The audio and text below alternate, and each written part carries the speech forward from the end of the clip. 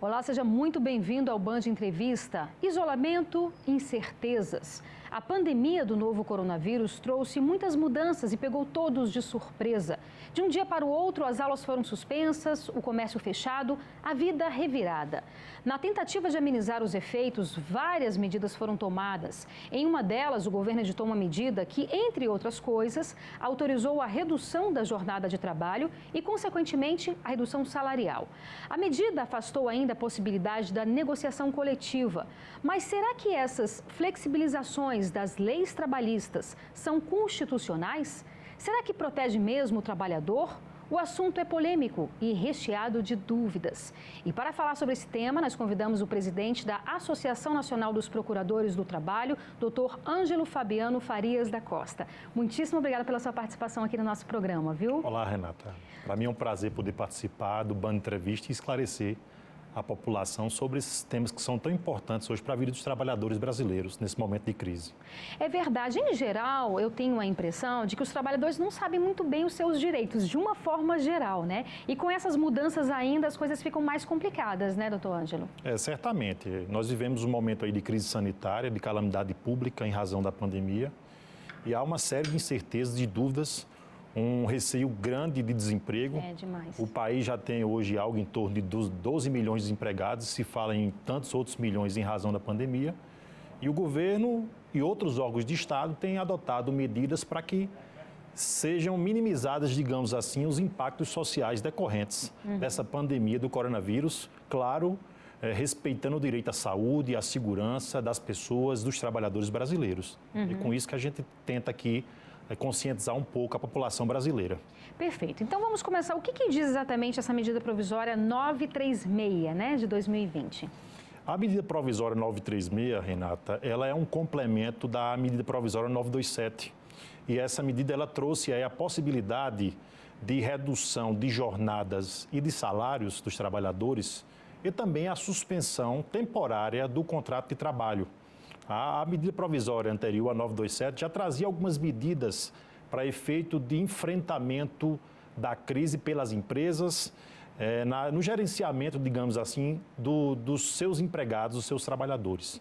Lá se trazia a possibilidade de aplicação de teletrabalho, antecipação de férias individuais, concessão de férias coletivas, implantação de banco de horas, compensação de jornada e antecipação de feriados. E essa medida provisória, ela trouxe essa possibilidade da MP 936 de redução dos salários num percentual de 25%, 50% até 70%.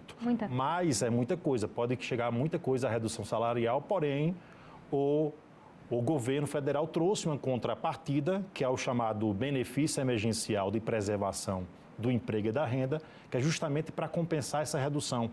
E é decorrente do pagamento de parcela do seguro-desemprego, que depende do patamar de redução. Se o salário do trabalhador é diminuído, por exemplo, em 25%, ele tem direito a receber, durante aqueles meses de redução, a antecipação do equivalente a 25% do seu seguro-desemprego, caso ele estivesse desempregado, fosse dispensado, tá? De forma que, em tese, o salário dele, apesar da redução de trabalho, permaneceria o mesmo? Não permanece. Há alguma perda pelo trabalhador, há uma perda, digamos, menor em razão dessa compensação. Claro que se a diminuição for de 25% e com essa compensação do trabalhador pelo governo de 25% do salário-desemprego, a perda é bem menor. Mas para aqueles casos... A gente está falando em cima de 1.803, não é isso? 25% em cima dos 1.803? Depende do salário do trabalhador. Tá. Porque o seguro-desemprego, ele varia. Ele pode ir de 1.045, que é o salário mínimo hoje, e é o piso, digamos assim, do seguro-desemprego, até o valor de R$ 1.803. Perfeito, esse é o Mas aí depende muito da renda, do salário pago por cada trabalhador. Então, isso vai variar de acordo com o caso concreto da situação específica de cada trabalhador. Entendi. Tá, a associação, ela veio a público, né, falar alguma coisa dessa medida, quer dizer... Tem os pontos positivos, mas tem também alguns pontos negativos que são questionados, inclusive no sentido constitucional mesmo? Sim, com certeza. A ANPT emitiu uma nota pública no sentido de contestar a possibilidade de redução salarial e de suspensão do contrato de trabalho por negociação individual, tá? Ou seja, por acordo entre trabalhador e empregador, entre empregado e empregador. Em situações em que o empregado corre um risco muito grande de perder o emprego, Renata, é logicamente que a vontade dele, ele não vai ter aquela vontade dele totalmente respaldada, ele vai ter que aceitar a situação. Com certeza. Então, por isso, a Constituição traz, no artigo 7º, um dispositivo que diz que é garantida a irredutibilidade salarial, ou seja, o salário do trabalhador não pode ser reduzido, salvo mediante uma negociação coletiva com a participação dos sindicatos de trabalhadores. Porque os sindicatos têm condições de negociar, digamos, em pé de igualdade com o empregador e tentar uma solução melhor para o caso concreto. Às vezes o empregado perde alguma coisa, mas o sindicato, nas negociações coletivas com as empresas, consegue um elemento compensatório para essa perda. Então, gera, digamos, um equilíbrio naquela relação contratual, de modo que o empregado não sai só perdendo. Sim. E essa medida, ela trouxe a possibilidade de fazer a negociação individual e reduzir salários de 25% a 70% por um acordo, entre aspas, do trabalhador com o empregador. Então, essa foi a razão pela qual nós soltamos a nota. E, recentemente, o ministro Ricardo Lewandowski, do STF, numa ação do Partido Rede Sustentabilidade, acabou por deferir a medida cautelar, determinando que fosse dada interpretação a esse dispositivo que determina que, apesar de ser possível a negociação individual, ela tem que ser comunicada ao sindicato no prazo de 10 dias. O ministro entendeu que essa comunicação ela deve servir como uma convalidação. Então, o sindicato, se ele não concordar com essa negociação individual do trabalhador com o empregador, digamos que ele visualize ali um dano muito grave ao direito daquele trabalhador. Ele pode não concordar, Renata, e aquele acordo individual passará a ser inválido. Então, é uma maneira de resguardar minimamente direitos trabalhistas previstos pela Constituição. Porque o trabalhador, numa situação de iminente desemprego, de perda de renda, ele fica numa situação de hipossuficiência cada vez mais agravada. Com certeza. E o senhor falando aí, a gente percebe a importância de um sindicato fortalecido, né, doutor? Certamente, né? Nós temos muita preocupação hoje com a participação das entidades sindicais nas negociações de relações de trabalho. A reforma trabalhista de 2017, a Lei 13.467, acabou por retirar o financiamento, digamos, obrigatório, chamado imposto sindical, que era contestável, era questionável, tudo, mas não trouxe qualquer tipo de elemento compensatório para que os sindicatos pudessem, digamos, se autofinanciarem.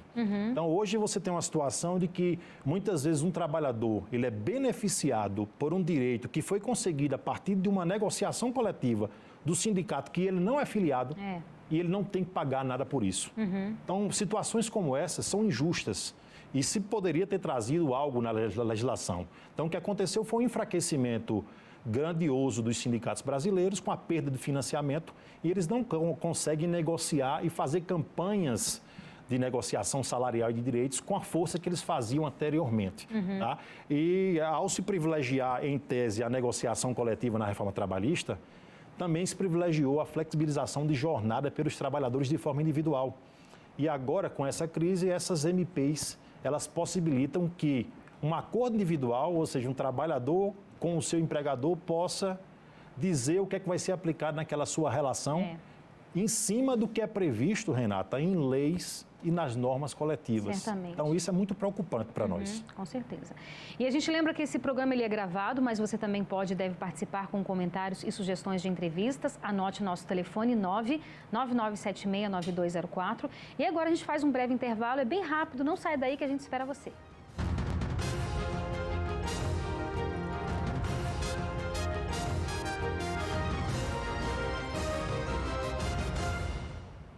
Estamos de volta com o Band Entrevista, hoje falando sobre as mudanças nas relações de trabalho em consequência do novo coronavírus.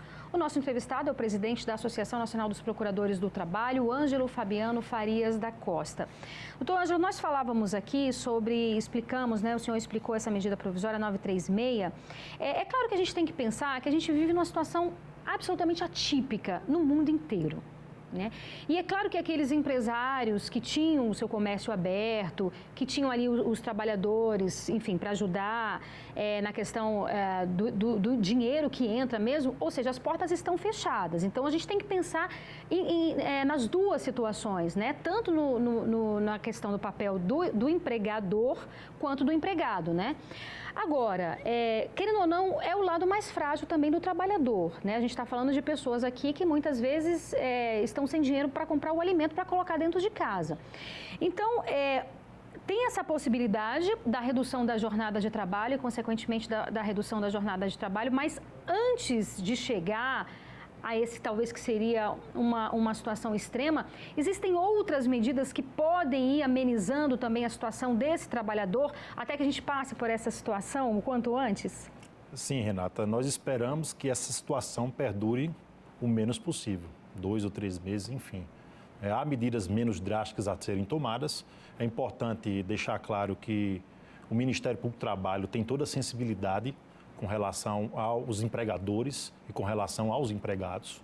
Nesse momento, a nossa percepção é que o governo precisa, de fato, o Estado, enquanto Estado mesmo, em nível nacional, a União, precisa trazer medidas efetivas para a manutenção de emprego, renda e manutenção da atividade empresarial. Tá? Então, é o momento do Estado colocar a mão e trazer os instrumentos necessários para a preservação da economia e dos empregos. Por isso que foi criado aí, está sendo criado no Congresso Nacional, o orçamento de guerra. Sim. Não é um momento, neste momento, não é um momento de economizar ou de cumprir meta fiscal, até porque o governo já foi liberado disso. Sim. Mas, na perspectiva de tentar manter empregos e também a atividade empresarial, nós temos aí medidas menos drásticas a serem tomadas. Então, nós orientamos os empregadores, as empresas que estão aí fechadas ou trabalhando de forma parcial, talvez aí com entregas, enfim, que adotem medidas menos drásticas que são trazidas na MP 927. Talvez colocando o empregado no regime de teletrabalho, fazendo antecipação, se não for possível colocar em teletrabalho, antecipar férias de determinado número de trabalhadores, ou dar férias coletivas, como algumas empresas já concederam, criar um banco de horas que pode ser depois compensado, né? Mais à frente, com horas extras, sem o respectivo pagamento de horas extras, a antecipação de feriados, são medidas que podem manter a renda dos trabalhadores, manter os empregos e, de certa forma, trazer ali um benefício para o empresário. Mas, se não for possível, aí, de fato, há esses instrumentos para a redução salarial e para a suspensão. A redução, logicamente, ela é menos drástica do que a suspensão. E a redução ela pode ser aplicada em patamares de 25%, como já dito, de 50% e de 70%. Para patamares diferenciados do que esse, só por meio de negociação coletiva. Então, aí precisaria a participação dos sindicatos. Então, se for possível, se necessário uma aplicação de um patamar, de uma redução salarial, que seja 25%, e a partir daí vá se verificando a possibilidade de se manter o pagamento dos salários ou se aumentar isso, enfim. O que a MP traz ali é a possibilidade de reduzir o salário por 3 meses, ou seja, 90 dias, e suspender o contrato por 2 meses com essa contrapartida. Tá? Então, são medidas que, nesse momento, nós temos que ter como norte e são compensações que o Estado também tenta trazer para o empregador. Por exemplo, pode ser estipulada uma ajuda compensatória pela medida provisória trazida. Em caso de suspensão e de redução, o empregador, ele de livre vontade, acordado com o empregado ou com o próprio sindicato, ele pode estipular uma ajuda compensatória que não é o salário. E essa ajuda compensatória, Renata, não vai ter natureza salarial, ela tem natureza indenizatória. Então, ela não repercute em imposto de renda, ela não repercute para pagamento de FGTS, não repercute para pagamento de contribuição previdenciária. O próprio empregador pode descontar essa ajuda compensatória do lucro líquido para efeito de pagamento de imposto de renda de pessoa jurídica e para efeito de pagamento de contribuição social sobre lucro líquido. Então, são medidas compensatórias para prestigiar um repasse da renda do empresário para o trabalhador, Que nesse momento nós temos que nos ajudar uns aos outros para manter a população no nível de renda mínima, a ponto de sobreviver e conseguir sair dessa crise da melhor forma possível. Sim, o senhor falou duas coisas muito interessantes. A gente percebe, é um problema mundial, né? Não é só o Brasil que está passando por isso. E em vários países a gente percebe essa intervenção do Estado, né? No sentido de manter os empregos, de tentar manter os salários. Então, assim, não é nenhum favor também que se faz, né? Eu acho que é até uma obrigação do Estado manter essas coisas, né? Sim, de fato, vários estados, vários países, no caso, Sim. já adotaram medidas em que o Estado banca, digamos assim, a remuneração dos trabalhadores. Sim. Alguns com a manutenção da renda integral. Tá? Limitada a determinado patamar remuneratório. Mas assim, então nesse momento o Estado tem um papel fundamental. O Estado, enquanto União, a República Federativa do Brasil, tem esse papel fundamental de tentar minimizar os impactos sociais da crise nos empregados e nos empregadores. E é importante, Renata, deixar consignado que essas medidas provisórias 927 e 936, elas têm como foco central de aplicação os empregados com carteira assinada, né? Os trabalhadores com carteira assinada, tá? Elas não visam atingir aqueles informais. Para os informais e para aqueles trabalhadores intermitentes, que são aqueles que trabalham sem um horário fixo, pode trabalhar 1 hora no dia, 2 horas no outro, pode ter vários empregadores. Para isso, o governo criou, foi aprovada pelo Congresso também uma medida nesse sentido, e a ANMP traz para os trabalhadores intermitentes uma ajuda mensal durante 3 meses de R$600. Corona Voucher, né? O Corona Voucher que eles estão chamando. Então, por 3 meses, trabalhadores informais, que são muitos, o Brasil... Muitos, mais de 60 milhões, Isso, muito mais. A informalidade do Brasil bateu recordes depois da reforma trabalhista. É o chamado empreendedor individual, entre aspas, né, que muito nessa situação não tem como prestar serviço, e aí o governo tem que disponibilizar essa ajuda mensal de R$600 por 3 meses. Os trabalhadores intermitentes também têm esse direito, tá? Recentemente, nós também tivemos aí uma ação vitoriosa do Ministério do Trabalho, onde ingressada contra empresas de transporte por aplicativos, em que nós conseguimos respaldar ali situações de saúde e segurança do trabalhador, e para aqueles casos de trabalhadores de aplicativos, de motos ou de carros que eventualmente estejam no grupo de risco, seja paga uma ajuda financeira pelas empresas.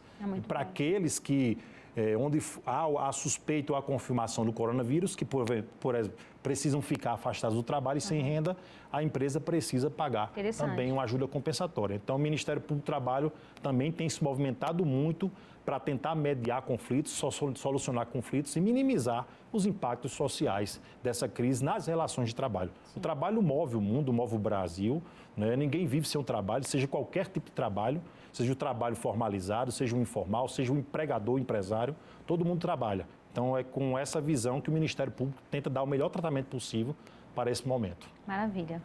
E a gente lembra que esse programa ele é gravado, mas você também pode e deve participar com comentários e sugestões de entrevistas. Anote o nosso WhatsApp 999769204. E agora a gente faz mais um breve intervalo, é o último. Não sai daí, eu espero você.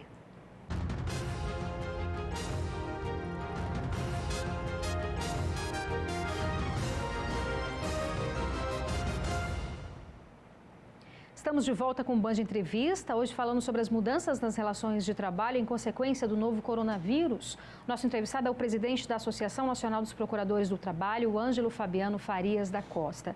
Doutor, hoje nós falávamos aqui que esse é o momento de se pensar coletivo, né? Não pensar no que eu vou ganhar, no que pode ser melhor para mim, mas pensar como um todo, né? Porque todos estão passando pelas suas dificuldades. Uma coisa que eu achei muito interessante, que as pessoas estão fazendo campanha, sobretudo nas redes sociais, é assim: se você tiver, sei lá, uma massagista, uma manicure, um trabalho que você tem, até mesmo uma diarista, você, na medida do possível, continuar pagando esses serviços, né? Ainda que essa pessoa não consiga prestar esses serviços agora, e lá depois você negocia, você, enfim, vê como é que vai fazer, porque é importante ter esse olhar, não é? Sim, sobretudo, nesse momento nós precisamos ter esse olhar de solidariedade. Sim. Eu, particularmente, eu continuo pagando normalmente minha empregada doméstica, vim até comentando que recentemente fiz um pagamento do do cabeleireiro, do barbeiro, enfim.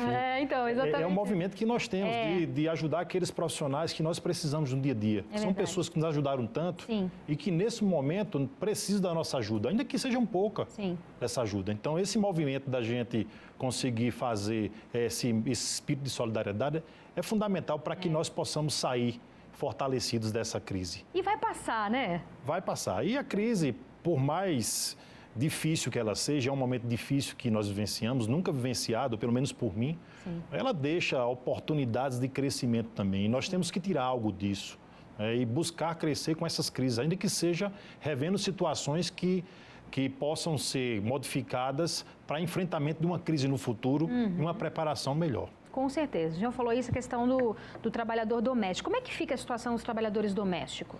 Essa medida provisória, ela se aplica também, na nossa percepção, Renata, aos trabalhadores domésticos. Claro que, logicamente, o trabalhador doméstico, se o empregador doméstico puder deixar o trabalhador em casa, ou que ele venha poucas vezes por dia, se puder pagar um transporte no aplicativo, algo, ou buscar em casa, enfim, de forma que aquele trabalhador não se exponha a um transporte público, sobretudo nos horários de pico, claro que isso é fundamental.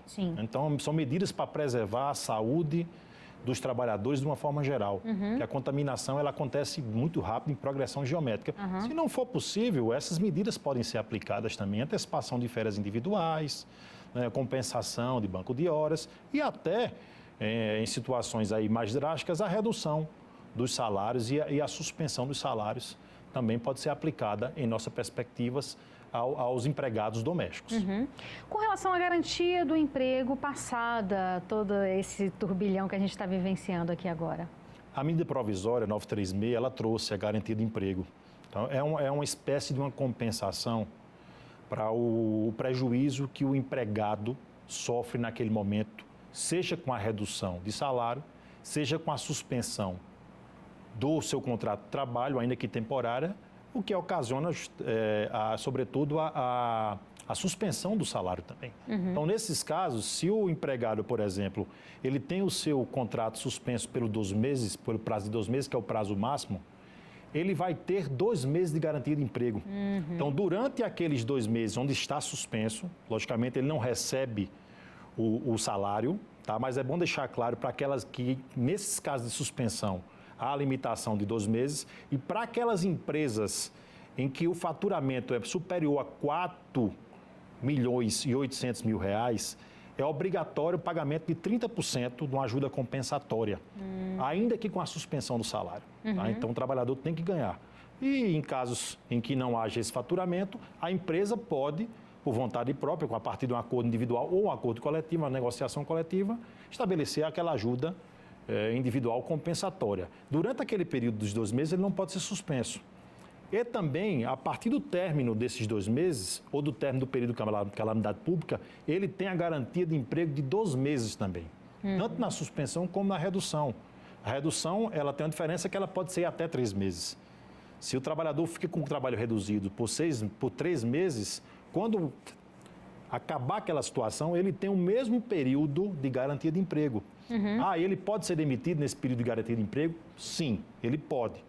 Mas, para isso, ele vai ter direito a uma indenização que é trazida pela MP 936, para que ele tenha respeitada aquela situação de ter o seu emprego mantido. Caso contrário, ele vai ter que receber uma indenização do empregador. E em casos de demissão também, ele vai ter direito a tudo aquilo que já diz a lei trabalhista, né? Sim, em caso de demissão, ele receberá tudo. Tá? Ele receberá o saldo de salários, receberá férias já adquiridas e ainda não gozadas, férias proporcionais, sem justa causa. Eu falo numa situação de demissão sem justa causa. 13º vencido, 13º proporcional, a multa do FGTS de 40%, o aviso prévio indenizado, tudo ele recebe. Há uma possibilidade estabelecida pela CLT, na reforma trabalhista, de um acordo entre as partes de ser diminuído o FGTS pela metade e o aviso prévio indenizado pela metade, a partir de um acordo legítimo entre as partes.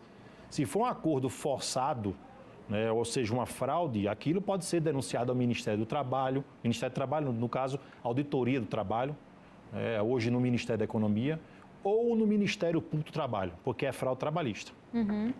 Muitíssimo obrigada pela sua participação. Foi tão importante aqui para esclarecer as dúvidas de quem está em casa, dos trabalhadores. O programa está terminando. Você quer falar mais alguma coisinha? Eu queria agradecer, Renata, a você e a Band, aos amigos que nos assistem, por esse espaço tão importante para que nós possamos, nesse momento tão difícil, conscientizar essa população trabalhadora que precisa dos seus salários, precisa dos seus empregos, que enfrenta situação tão imprevisível hoje no dia a dia, e que precisa ter um mínimo de segurança para que, superar essa crise, possam voltar à normalidade aí e com manutenção do emprego e de renda, se Deus quiser. Amém. E vai passar. Obrigado. Obrigada a você. E o Band Entrevista de hoje fica por aqui. Muito obrigada pela sua audiência e companhia. A gente volta a se encontrar no próximo sábado. Eu espero você. Aproveite sua semana, tenha cuidado, fé e confiança e fique em casa. Até mais. Tchau, tchau.